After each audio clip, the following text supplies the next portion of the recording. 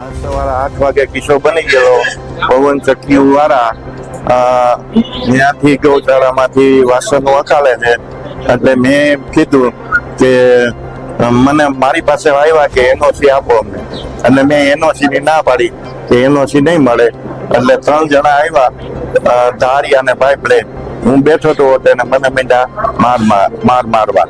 હાથમાં ભાંગ થઈ છે, પગમાં ભાંગ થઈ છે, પાછળના ભાગમાં. સવારે 8 વાગે કિસ્સો બની ગયેલો પવન ચક્કી વાળા ત્યાંથી ગૌશાળામાંથી વાસણો વખાલે છે.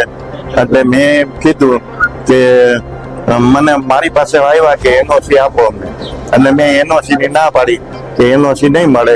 એટલે 3 જણા આવ્યા ધારી અને પાઇપ લઈ. હું બેઠો હતો તેને મને મીંડા મારવા. હાથમાં ભાંગ થઈ છે, પગમાં ભાંગ થઈ છે, પાછળના ભાગમાં